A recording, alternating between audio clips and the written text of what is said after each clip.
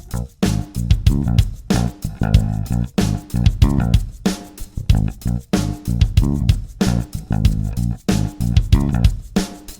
are nothing sacred. We are nothing sacred. We are nothing sacred. With Maxwell Silverhammer. We are nothing sacred. With cruise control. We are nothing sacred. Oh, yes, it's been a while, but welcome to the Nothing Sacred show. I'm Maxwell Silverhammer. And I'm Cruise Control with the Nothing Sacred interview. And Brett, go ahead and lead this off. We've got Bob Kroll, who is the president of the Police Federation of Minneapolis. How you doing, Bob? Very good. Thanks for having me, guys. Absolutely. Thank you for coming on. And first things first, as we always do, at least I always do, we both actually really appreciate. We want to let you know how much we appreciate you as a first responder, Especially now, and well, anytime, but especially now, absolutely. Just want to let you know how much we appreciate you. We're not those types who are unappreciative of what you guys do. I know, for one, I couldn't do it myself. There's certain people that can, and I appreciate those that can. So thank you very much for your service, sir, to your community. Thanks, guys. Good. Yeah. Well, let's get started here. First, can you give us a little rundown on your law enforcement career? What you've done? Oh boy, it's a long it's a long one. I just completed 31 years with Minneapolis Police in January. During that time, well, obviously we've seen a lot of changes, but throughout my career, I've been an officer, a sergeant, demoted back to officer, back to sergeant. Oh, wow. And then promoted to lieutenant. And in Minneapolis, our federation represents officers, sergeants, and lieutenants. That's as high as you can go in civil service. There's about 20 above that are appointed. So anyway, I've been in the three ranks, and during that time, I've worked probably equal amounts in patrol, investigations, and specialty assignments. Also, 15 of the years was on the SWAT team as a SWAT member and supervisor for that time, 11 years there as a supervisor. And for 24 years, I've served on our Federation board. I was one of our 5 directors for 9 or 10 years, and the vice president for about 9 years. And for the last 5, I've been president. So I've done filled a lot of different roles within the PD. And what does the organization do specifically in terms of? It's the Police Officers Federation of Minneapolis, and what we do is it's the union that represents the office. We represent patrol officers, sergeants, and lieutenants. So we got our department is about just under 900 people, and we represent those ranks. Like I said earlier, there's only about 20 positions above that, and that is appointed by the mayor and or the chief. Mm-hmm. We also have park police. There's 35 officers in our park police department that's exclusively their job, patrol the parks, and they're in our federation also. We have a dedicated position on the board for them too. So you basically handle helping those people who are on the ground dealing with the face-to-face stuff. Right. We what we do is, we negotiate obviously their labor agreement, their contract, which means their wages and benefit packages. And my full-time job now is strictly, and has been for the last 5 years, inside the union office. So although I really appreciate you mentioned, hey, thanks for what you do. I'm one of the fortunate ones right now that with the COVID, I'm working from my home office because virtually everything I do is phone and email and stuff like that. I got to go in from time to time for things. Well, we can still thank you for the 31 years of service. How's that? Yeah, that's what I tell people. I was a real cop for 26 years in the last. Well, that's let me ask you this too, because I hear a lot of stories where officers will get wounded or killed in the line of duty, and the departments will fire them. So now they don't have health benefits. So, knock on wood, we don't have that here. We do, there's a couple blessings that we have with Minneapolis. One is a lot of our things are controlled by the state, namely our pension. That's the silver lining for our cops in our state is we've got a wonderful pension. It's controlled by the state because rest assured, if the powers that be in the city, it would be down the shitter. they don't manage money well in the city of Minneapolis, but we are in a state pension. And we've got some very good labor-friendly rights in the state of Minnesota. So that's a positive. We haven't had that encountered at all. We actually have a very, in my opinion, almost too easy to retire on a disability benefit. You've got, and I certainly don't want to paint law enforcement with this brush, but there are people out there that are scammers, and I've been pretty outspoken with, our union represents Minneapolis alone. Well, right across the river, we got St. Paul, and they're about 2/3 our size or a little better, but very similar, and we work very well together. And throughout the state, we've got a state organization too. That's the collective unions, and we don't really. They don't do labor work for us, but it brings us all together. And I've been pretty outspoken with our pension stuff that, listen, if scammers are out there, they need to be rooted out and kicked off. So the other kicked off the pension is what I mean to say. The other end of the spectrum in Minnesota, there are some pretty good labor benefits, and there's, in my opinion, almost a too easy disability. We got a lot of guys that have been injured where they could have retired and their pride won't allow them, and they work on a desk for the next 20 years after squad crashes, shootings, those types of things. And then you got people that are leaving on different things that, in a lot of our opinions, are fairly lame. So maybe they were triggered. I've probably got the weeds a little too far than what you guys wanted, but no, the short answer is we got pretty good benefits when it comes to that in Minnesota. Well, that's actually a positive thing. Now, you mentioned scammers. So are there actually people that, will try to get hurt on the job kind of thing? No, what we're seeing a lot of now, there's been a big influx of PTSD, and granted, it is out there, but I've been involved in 3 shootings myself, and not one of them has bothered me. Maybe I'm different, but it seems to come in waves where it happens a lot. I look at my federation board. Out of the 10 board members, over half of them have been involved in armed encounters, and several of us multiple. We don't seem to have problems. And my friends, the guys in the job, most of them have been the SWAT guys and stuff. Most of them have been in multiple armed confrontations. Several that had been shot in a line of duty and are right back on SWAT as soon as they're able to. It's kind of a different mentality. And then there are people there that, hey, they've seen too many dead bodies or something, and they gotta leave. Yeah, and I'm not saying that there isn't a purpose for that, and there isn't some validity to a lot of it, but again, a lot of it's questionable. Well, and that's the thing about it. They're playing off the whole idea that that's so prevalent. Like, there are people now. I mean, and I understand exactly where it's like a fine line you gotta walk. And there are people now that say they have gotten PTSD from working in customer service and.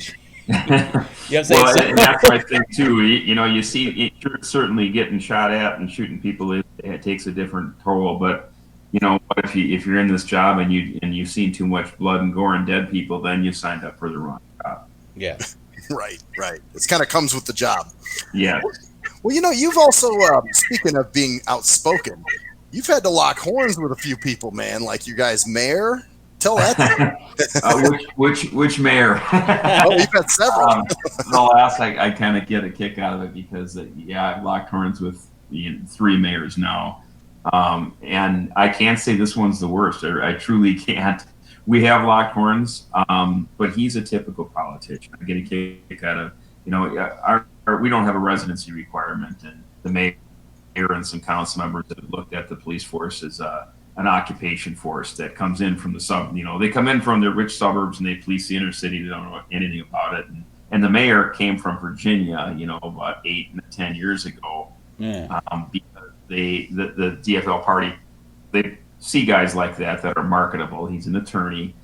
And in Minneapolis, it's fairly easy to get onto the city council if you got the right money backing you. And he did a term as a city council member and then right to mayor. And they've got him targeted. The party has him targeted for bigger and better things. But I get a kick out of it when he talks about, the us guys that don't have our heart in the city. And it's like, dude, I've been working in this city when you were growing up out on the East Coast.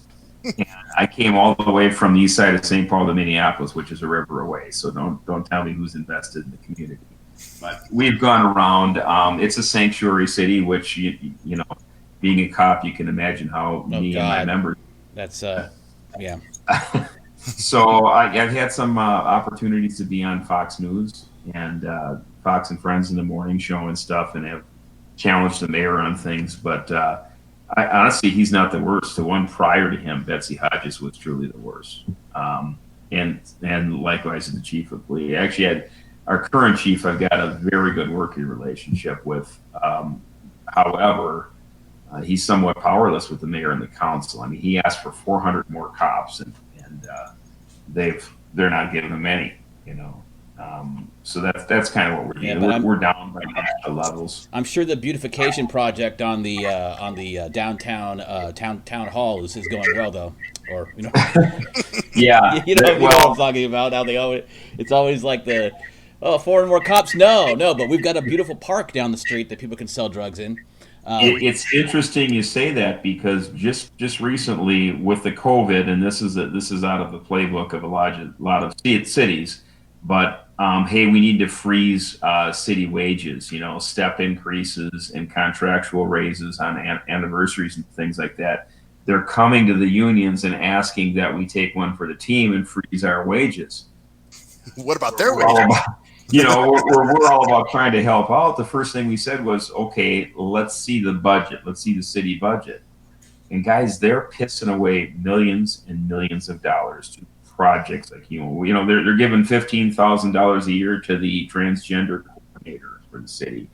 And there's hidden city jobs for people, for friends of council members, that when you delve into this budget, it's ridiculous that they've asked not just the cops, not just the fire, that should never happen.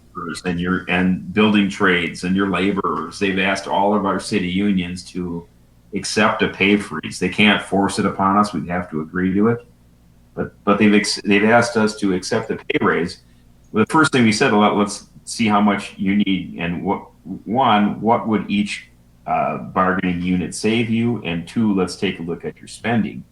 Well, the police department, it came out to be $410,000 for the rest of this year. Well, guess what? They just paid a former Minnesota Viking $385,000 in an out-of-court settlement because he was tased when he wouldn't leave a bar after bar closed, when he got combative with the staff, and the cops tased him. Viking lineman for a short time. And it's like, you're giving away money left and right in lawsuits, and you want us to take a bath, so forget it. Yeah. Well, there's another story you told too about that Terrence Franklin guy. Oh, Terrence, and that was the most recent, and that Terrence Franklin one was, they just gave him, what was it, 480, I believe it was, or 400 and something.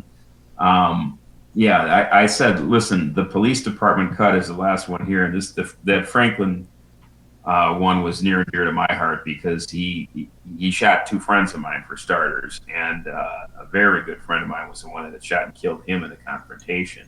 And, that's a bit of a longer story. I don't know if you guys want it or not. Oh yeah, we love stories. Whatever, yeah. I mean, absolutely.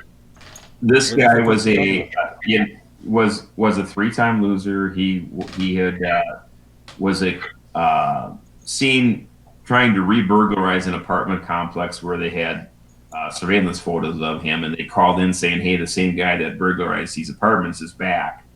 So the cops respond, and I'll condense it as best I can, but they 2 sergeants arrive on the scene as he's fleeing, and he tries to run one over and smashes into a squad car trying to get out of there. He's got a woman and a baby in the car as he's doing this, and takes off, and they start searching the area for him. They find later on that there was a handgun dumped in a yard right where they lost sight of him the first time. And they get a perimeter up, and then he goes into a store, and they call in, hey, this guy you're looking for is in this record shop. And he bolts out of there. They lose him again. And some homeowner comes home and finds his door kicked in, and flags down the cops that are searching. So they said, hey, we got an open door, fresh burglary here. Let's check it out. Send a dog in. Dog takes hold of this guy's arm. He's fighting with the dog. They go down to take custody, and he gets, bottom line, it was a SWAT team that was going in. It was we got a team on patrol of 6-8 guys all the time that are out and about. And they went to this when they were searching for the guy.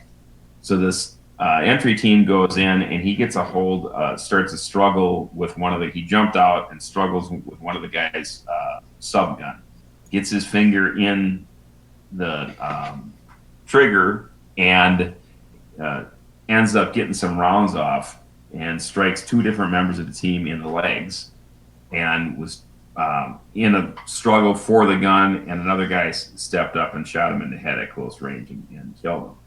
Well, the guy had committed numerous felonies, and he was running because he was a wanted felon, and the list goes on. And they found the gun that had his DNA on it later in the yard. At the end of all this, he shot 2 cops, tried to run a third over. They gave the family over $400,000 just in an out of court settlement. And it boggles the mind of how you can do that. Wow. Yeah. Well, he should have shot the guy in the arm and not in the head. Yeah. That's just because you got to think in that situation. There's a gun being flailed around, shooting at people. Don't try to just be nice to the guy. I mean, shoot him in the arm or the leg. Talk him down. Yeah, buy him ice cream. You wonder why people talk about getting PTSD. Maybe it's because they're so fucking worried about doing the right thing in a situation, not having it ruin their lives afterwards. Right. That they question everything they do after the fact. Did I do this right? Or because everyone tells them that they or they got a lawsuit after. Who knows? And you hit it right in the head. That's what these guys sticks with them the most is the way they're treated by the city afterwards. And the sergeant that shot him is a very good friend of mine, and he's one that I mentioned he's been in numerous critical incidents now, and he teaches at the academy, teaches cops how you're always going to get through it, teaches new supervisors. He's got his head wired on straight, but what bothers him the most is handing the money out to either the person you shot or that survived or the family of if they didn't. That's what bothers cops the most. It makes it look like you did wrong. And the problem that our city has is you're sending a message, not just to that one, but listen, it's take the bird feeder down, right? You guys have heard that analogy. If you're tired of the birds shitting all over and that's all your sheep, take the feeder down. But every time that you award a large sum of money like this, you're getting 10 more knocks at your door with frivolous lawsuits because they know you're an easy mark. Yeah. And then the city has a reputation where, sure, the first few times you might spend more on your attorney's fees defending yourself in court. But at the end of the day, you're not giving out money, and you're sending a message to others that we're going to aggressively fight frivolous lawsuits and not just write the check. Amazing. Yeah, or what if that guy had? I'm sorry, Max. No, I was just going to say, what if every city did that? Well, a lot of cities do. Open pockets, and it's the same. The kicker for me is, and I've been sued by several of them more than once. 10 different times I've been sued, and it's one. I don't even give him the publicity, but it's one guy that does it, and he's a shitty attorney, but he got lucky with one jury award one time. It was a bad case, handled poorly by a city attorney, and he gave away several million 25, 30 years ago, and all of a sudden he had the big name, and now the city pisses their pants every time he comes to court, and they pay him go away money, which is ridiculous. Oh, wow. Because I've been up against a guy myself in 6 weeks sitting in the defendant's chair, and he, at the end of the day, the jury gave him 0 in one of my cases with him. Mm-hmm. And you do a few of those, and they're not going to keep it up. So you stood up to the guy pretty much. I had actually. This was so long ago. We had one Republican on our city council is 13 people, and we had one Republican and 12 Democrats on there. And they were going to give this guy $160,000, and the council member called me and said, "What do you think about this?" And I said, "Absolutely not. It's frivolous. Fight it." Told him the circumstances, and he said, "Well, I'm going to try and convince the council to do it." And in a 7-6 vote, they changed their mind from paying him, decided to try it. And in federal court, after 6 weeks in trial, they were awarded 0. So, that's 6 weeks of that attorney's time that he'll never get back. and didn't get a penny for. But if you do more of that, they're not going to be back all the time. You know, it's interesting, and I know you've done. There's a lot of different things that you've like you said, butting heads with mayors and different city councils, and just seeing like these lawsuits that kind of undermine what you're trying to do or what officers are trying to do out there. Has this always? I know you mentioned like a long time ago there was one republic, but has it always been like the city versus the cops? Because it seems like it's happening all across the country. It's basically the governments versus the cops now because they're pandering to we're fighting for the little people, like has it gotten more so in recent years? Because at least I look back and I think, well, God, they were bad city councils back then, but you had somewhat more conservative Democrats back then. You had more middle of the road. The inner cities have always been Democrat controlled, but at least back then, we had better support with regard to working conditions. Mm-hmm. There wasn't a great disdain now that there is for police, and that's a very political hot button. Is if you want the misconception that if you want the black vote in America, you got to come out against police, which is complete bullshit, false narrative to the nth degree. I mean, our officers that work the black neighborhoods have more support than you'd ever believe, but the media doesn't let you hear that. No, of course not. It's a lot of the pandering. And that's how it's gotten to be, a lot of these big cities, and we're no different. But back in the day, no, we had still it was a Democrat-controlled city council, but they were more for the working class at least, and labor, and the Democrats now. They're not even. They're so bad. No, they're fatty. Sanctuary cities. The farmer labor portion has been left off. It's insane. It's like skewed so left, like it's absolutely like you got people that like people like hell, Clinton is so far conservative compared to these current Democrats in most cases. I mean, for sure, like crazy stuff like free healthcare for we need to give stimulus packages to just a whole bunch of crazy stuff like yeah. So. And that's another thing that's kind of what I was getting at with my comment about the mayors seem to be fighting against police chiefs and the police departments. Like I'm from the Oregon area, and Portland is a nightmare. I mean, especially with the way they handle people protesting and people just allowed to do things to people and harass people in the streets. Portland, Seattle, yep, and we pick up everything from out there from the governments, if that tells you anything. Has it gotten that bad to the point where they're literally where the officers really would like to do something, but they're literally told by their that they can't do anything to stop these? Because basically, it's harassment and terrorism in a way. The interesting part was how the Trump rally here in October was handled, and it wasn't that we got incompetent leadership out there. Because I heard from them, and they were like, we weren't set up to do this. They had it at our Target Center where the Timberwolves basketball team plays, which is about 8-10 blocks from the courthouse and the jail. Now, I've been in charge of these large-scale operations, as SWAT supervisors always are, and patrol lieutenants are. And you do it right. You have booking, processing vans, mobile, right on site. So you got troublemakers, you nip it in the bud, you photo them, you get a case number, you throw them in the back of the paddy wagon, wait till it fills, and you make a trip to the jail. If you got several, you stop it right away. Well, the way that they had this out, they wanted to encourage, intimidation and protest to the people in attendance, and they allowed it to go on, and they told the cops out there, nope, no booking vans, no processing stations, no mass arrest teams. If you have to make an arrest, you will be responsible for walking that person down to jail or finding a squad car to do a transport for you. Which is just so the system was destined to fail, and we had a lot of they're throwing bags of piss and shit off ramps at people. Oh my God! And, that was going on, and at the cops and getting up on their faces, and just the intimidation that we never used to take. I couldn't believe my eyes. It's Well, that leads me to another question, because this has always baffled me. why is it on one hand liberals want to tear apart police departments to where, they don't want them to pretty much have any power or any ability to do anything, but yet they love big government and big government control? It's a total contradiction to me.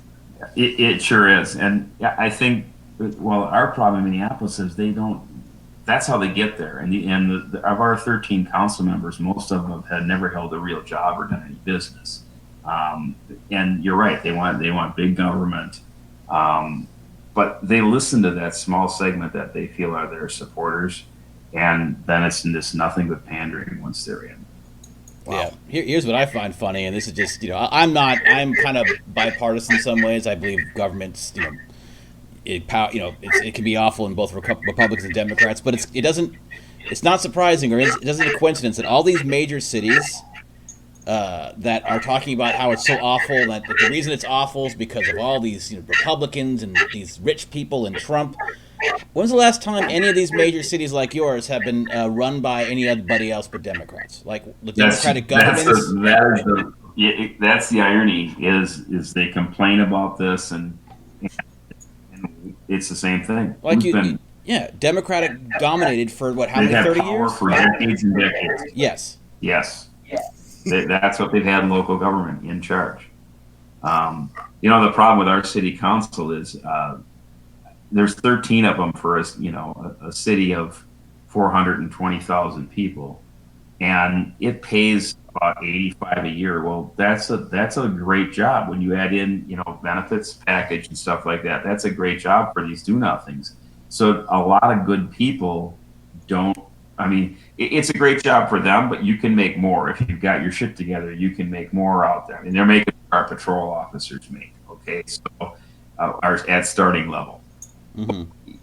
Or I should say a top patrol, but after 5 years. But the problem is, good qualified people are all making more money. Pre-COVID economy, you turn the clock back 3 months, and if you had any wherewithal, you were making too good of money to do a job like that. So it wasn't sought after or fought after to become a city council member. In my opinion, they should eliminate half of them and double the pay, and you'd have some responsible, competent people with business minds that know how to run these cities. Because everyone that we have in that council now think that their job as a city council member is to micromanage the police department and ask them about running a budget, ask them about running a business. Not a clue. The big thing here too is bike lanes. It just drives our guys nuts. We used to have 4 lanes of traffic. You've got a parking lane, a traffic lane, a lane that protects the bike lane with concrete barriers and pylons, and a bike lane. And in Minnesota, when we've got snow on the ground from October to April, oftentimes it doesn't make a hell of a lot of sense. That's got to be, especially, who's riding bikes in the snow? Exactly. It's something to see, and they make damn sure that the bike lanes are plowed off before the streets too in winter. Yeah, so it's a constant back and forth. What are the biggest? I mean, obviously we talked a little bit about the issues, but what are the biggest issues you're facing in your, that you're seeing now that, especially right now in the current situation? Like, what are the biggest things that you're trying to fight against, or not necessarily fight against, but work towards? I guess I should say. Well, the problem is we had a great economy going, and our labor agreement expired on January 1st. We had a 3-year contract that we wanted. We were at the negotiating table since late summer, early fall, and we wanted to get our contract done. The economy's going great, and get raises and be done. And they dragged their feet, and now they're I just mentioned they want us to take a pay freeze. So what's our chances of getting a good contractual raise? So that's the biggest issue we got on our plate right now. Getting our members compensated adequately. Do you think that, have you felt any shift in the tide in terms of your people's perceptions of officers maybe giving you a little bit of a bargaining chip, like saying, hey, as people realize how important you are, or is it mainly focused on like the healthcare professionals and stuff like that? Are you seeing any kind of like uptick in support? Yes, there has been a lot of. You're right. There's a lot more public support. it's nothing to the level of like the 911, because we saw a big spike in appreciation for first responders after that. To an extent, yes, our perception has rallied a little bit. We're always going to have that small group. Your community's united against police brutality is about 10 people, but they're banging their drum all the time, you know, and they're getting media coverage is the problem. But no, by and large, it's been a big turnaround. Yeah. Did you tell me there was a specific sensitivity training that we're making officers do when dealing with minority suspects?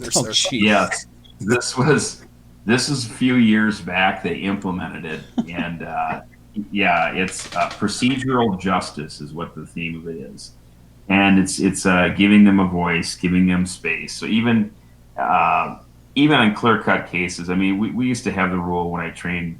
Back when I was a real cop on the street training recruits, we had the theory: you ask them, to do something.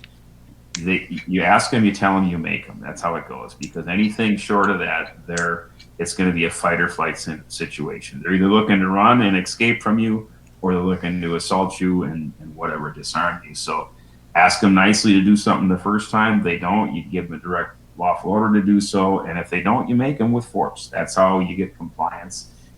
Those days are over. Now it is ask them, let them call, give them their space and give them their voice, and this is what they're training the officers, and that means stand there and be berated on them and let them get it out of their system and hopefully comply with what you want them to do after they calm down and come unglued on you. It is just wow. Our cops went through that and they're going, oh my God, yeah, procedural justice, and the theory behind it being that the white men have oppressed everyone else for 200 years, so it's their opportunity to get back. It's time to get them back. So you're gonna let the black officer get berated for 10 minutes because I don't understand the logic. I mean, yeah.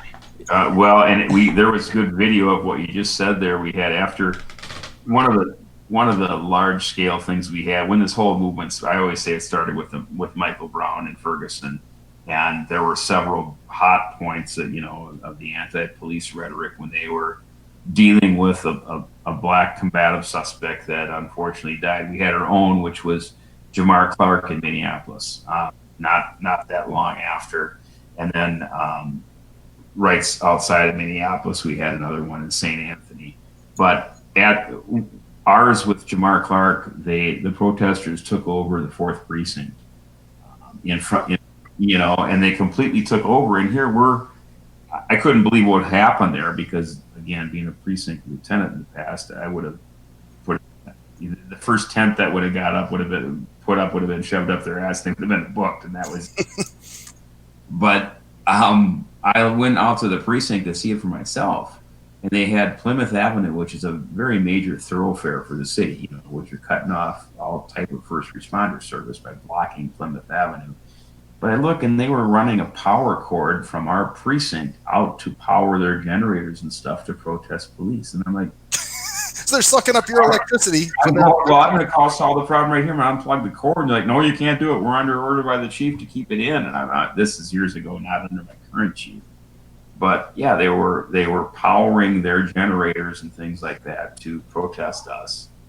But yeah, it's the Jamar Clark one was our, it got national news because it was what they said and he was unarmed, but he was trying to disarm our officer. So it was one of the unarmed killings of a black man thing, and that's what whole wave of them, and every one of them, the officers' actions ended up being justifiable, of course.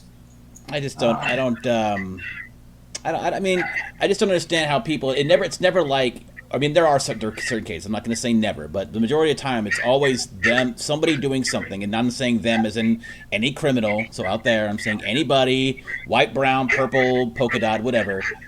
They're always doing something. They're never just like, rarely just walking down the street. They're always like trying to grab a gun. All right, if you're in the wilderness and you see a bear, and you run up and punch the bear, and the bear rips your head off. people aren't going to go, oh wow, that bear was really mean, and didn't you were they're going to go, you're an idiot for punching the bear. So That's right. So it's been and that just makes it harder for, like you said, harder for you again because people are, you can't have a cut and dry situation. You can't go, well, this person's doing this, so I have to make a decision now. You have to wait on a decision that can't be waited on a lot of times. I don't understand right, it's completely counterproductive. As a result of those things that I mentioned, that's where they rolled out this procedural justice, and then a lot of it too. The big buzzword they had was de-escalation, and you're supposed to, even if you're lawful in using force, it could look bad and give a bad public perception. So you need to back away. You need to put barriers between you and a hostile suspect that's coming towards you. No one wants to see their police operate that way, except for that small segment of agitators. And certainly cops, it's not in their nature.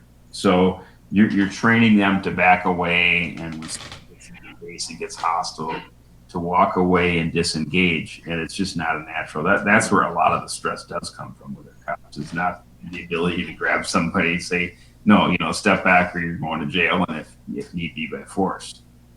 Yeah. Well, that's kind of what cruise control was saying earlier. The whole PTSD is usually caused by being afraid that you don't do the right thing. Yes. Yeah. So Yep. Let's talk a little bit about the Cops for Trump movement, man. I'm glad you mentioned that. That's, you actually shared the stage with Donald Trump. We still have shirts available too. We're hoping for a couple more rallies, but obviously with COVID, we don't know that they're coming back. But if people have heard of this and want a red Cops for Trump T-shirt, we have all sizes and we ship. So www.mpfederation.com, and you can order your shirt. But it took off because our boy mayor stepped on himself when the president was coming to town in October.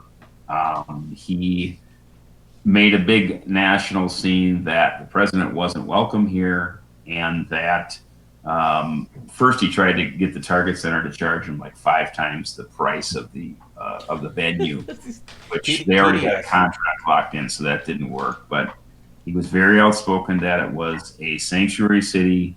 He and all the rhetoric that come against the president, racist, sexist, homophobe, blah, blah, blah. He and his type were not welcome here. And that's hilarious. A sanctuary. We are a sanctuary city. So and the president of the country. Aliens are welcome here, and the president is not. The president of the country that the people who are there legally are trying to get to because it's so amazing is not able to go into a city that's breaking the law by having these people there. That's right. He didn't want him. He was not welcome. But the kicker was in past presidential visits when Obama was here. Our officers, against their will, were ordered to be up on stage with him. And I got complaints as a Federation representative that, hey, can they make me do this? And unfortunately they could, but not only were they welcomed by our local politicians, our officers were ordered to stand by him and be there. And those that were in the command staff were elevated in their positions in the command staff after he left. So in this case, we had officers that wanted to go in uniform, and they put a directive out that our officers are not allowed to wear their uniform. So it's complete separate set of rules, total hypocrisy.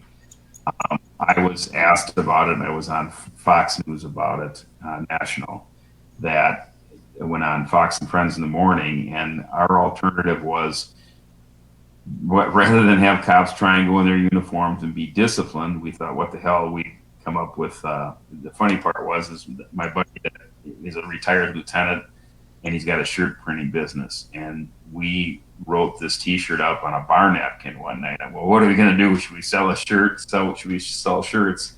We designed it, and the next day he put it on his machine and created one hell of a shirt.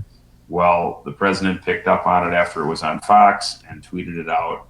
and our shirt sales took off. It blew the system up because we do have a small store that you can buy our merchandise, our Federation clothing and stuff like that.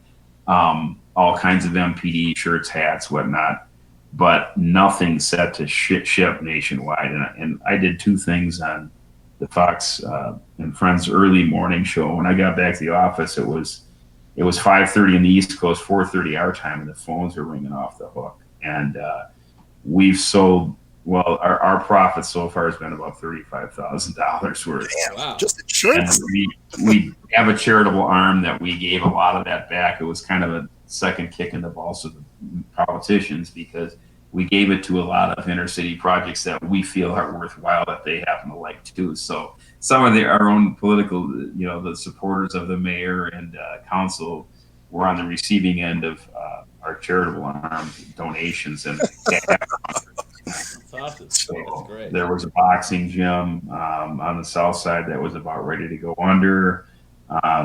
We helped them out, and we got some good footage and stuff like that. But yeah, it really, really took off. And people thought that if they didn't get it by the rally, they couldn't get a shirt. Well, it's not the case because we permanently stock now. So if any, and I was on wearing the shirt, and it went like crazy. They have knockoff shirts being made and stuff like that. It's poor quality too. So you are Americans and have every right to express your political beliefs just like anybody else. So it's ridiculous that they would, because people don't think about why should cops should be restrained from why? Well, no, you're Americans. That's why you're fighting for us. right. So that's why you're Well, and the double standard is what killed me, because whenever a Democrat president was in town, they were ordered to be up there. Now a Republican one, because he has been outstanding for law enforcement. When you think back to Obama, one of his first moves was that there was a professor, now I'm going to blank on the city, it was out east, that was a cop out there stopped him, a sergeant, he got called to a burglary in progress, and it turned out to be his own place. But rather than be thankful that the guy stopped him and ID'd him, I mean, if someone saw me trying to get in, break in my window or door, and came and stopped me and questioned me, I'd thank them, obviously, for doing their job effectively. This guy got indignant and said, "You're just doing this because I'm black." He's like, "No, I'm doing it because you're trying to break into this house." "Well, I live here." "Well, how often do you think cops on patrol hear that? Can I see some ID?" And then Obama got involved and said that the officer acted stupidly. And so the war on cops was given birth there. And that was early in his tenure. And for 8 years, he did nothing but create, there was more racial tension when he was in office. For sure. For sure. Yeah. This 21st century policing, and that's what all these mayors and police chiefs are rolling out, and that's where we get this what I had just talked about. Your de-escalation, all of that is in Obama's report on 21st century policing. Wow. Kinder, gentler. Well, Yes. you mentioned your website, so thank you very much for hanging out with us tonight. But let's get some information. You said MP. MPD, as in Minneapolis Police Department. Okay. Federation.com, and that's our site. And we order. There's more on there too. You can look at our whole line of merchandise. But the Cops for Trump shirts went like crazy, and we're hoping he comes back. When we had the vice president in town today, he was at our Mayo Clinic. Fortunately, and that's something else. I was fortunate enough to meet the president, the vice president, the president's son Eric. Everyone on their staff, they were the nicest people you'd ever believe. It was everyone on the staff I dealt with leading up to the visit. He called me up on stage, called up several of our cops. I had VIP for 25 people, and 10 of us got up on stage. They were other police labor leaders for the city, because most of our guys were outside dealing with the protesters, but they were the nicest group of people. With all sincerity, they really do love law enforcement. They love military. It was a wonderful experience. That's awesome. So yeah, because you were on stage, you actually shared the stage with Trump. That was cool. Yep. He called up, and then I went on Fox News that night after he left too. But yeah, I can't say enough about them, how genuine they were, how appreciative of law enforcement they were. Was it was clear it was not an act. Wonderful. That's good. Good stuff. So again, mpdfederation.com. Pick up your Cops for Trump shirt for sure. I'm going to do that myself. You know what, Max? Yours is being shipped. My you said it. secretary was out of the office. Oh, you got it? No, I don't know. I actually know because I just checked my mail today, so I have not received it. Okay, no, she's in this week. I think we're working from home as much as we can. My secretary, I think she said she sent it out yesterday.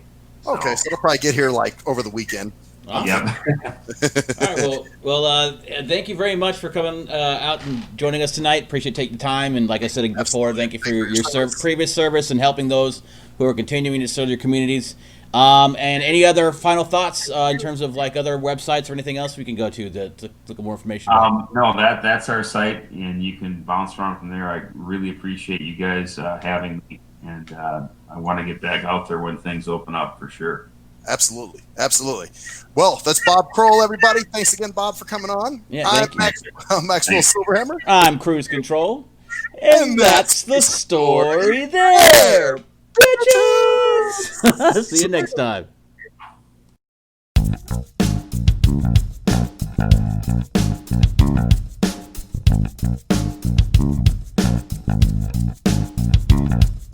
We are nothing sacred. We are nothing sacred.